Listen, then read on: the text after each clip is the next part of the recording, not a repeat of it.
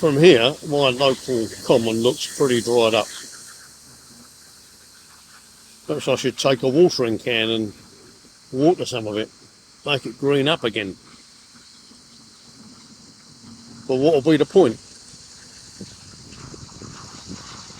Would I be able to make any difference?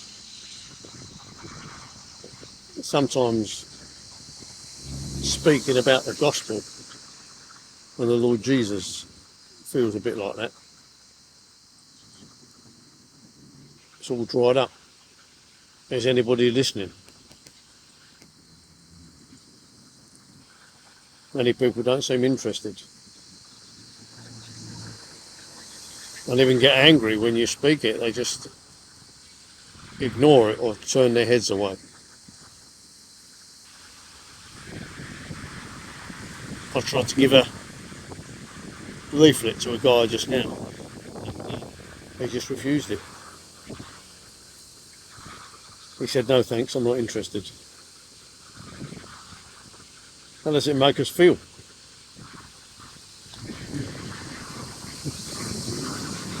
It's our reaction when things like that happen.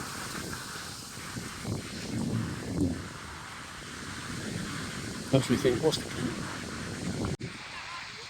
What we need, of course, is a good downpour of rain. In fact, looking at that sky, we might have a downpour very shortly. But we need it to keep on raining. And when it rains enough, of course, this will all come back green again. But we can't do that. I can't do that. I can't cause it to rain. It's frustrating, isn't it? How can we get the whole world to hear? How can we get people to listen to the gospel? It's so precious.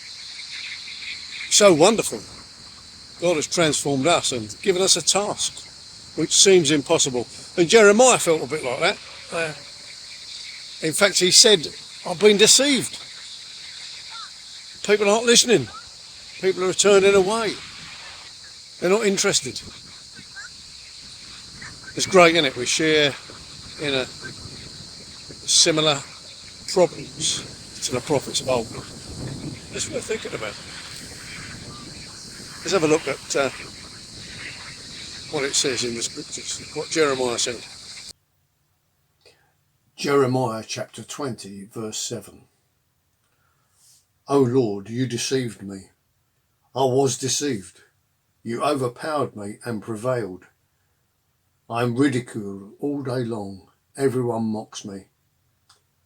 Whenever I speak, I cry out, proclaiming violence and destruction. The word of the Lord has brought me insult and reproach all day long. If I say, I will not mention him or speak any more in his name, his word is in my heart like a fire shut up in my bones. I'm weary of holding it in. Indeed, I cannot.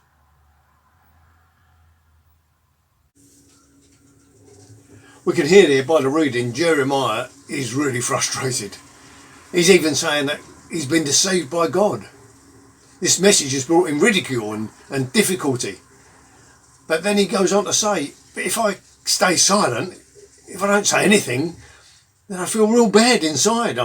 It's like his word is burning in my heart. And you know, that's because the Spirit of God was in him. And the Spirit of God is in you and I. And he wants us to keep pressing on. You know, there's a sense in which we enter in to the ministry of the Lord Jesus. He suffered. Many people rejected him also.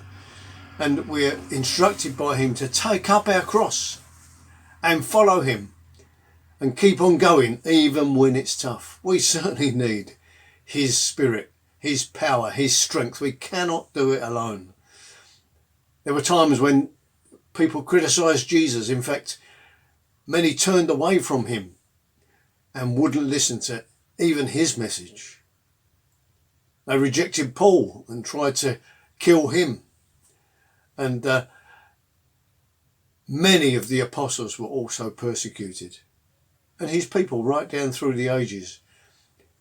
But they've kept on going. I was reminded that William Booth, the founder of the Salvation Army, said, as long as there's a child on the street that's hungry, I'll keep on fighting. As long as there's a drunkard, even one, I'll keep on fighting. As long as men are going in and out of prison like they do, I'll keep on fighting. As long as there's one soul in darkness that needs the light of God, I'll keep on fighting. That's a challenge, isn't it? We need to keep on fighting, even when things seem so difficult. We looked at that common earlier. Is there any point in keep on watering, doing our little bit? There is. Because the gospel changes lives, even today. The love of the Lord Jesus and his sacrifice for us changes lives and brings people into a relationship with him. And that's the only way. And he's given that message to his people, you and me. So keep on going. I know sometimes it's frustrating, and of course it's going to be when people don't listen. And it's difficult to keep on going. Keep on encouraging one another and keep on being encouraged in him. Never give up, because his word burns in our hearts. We know it's the truth.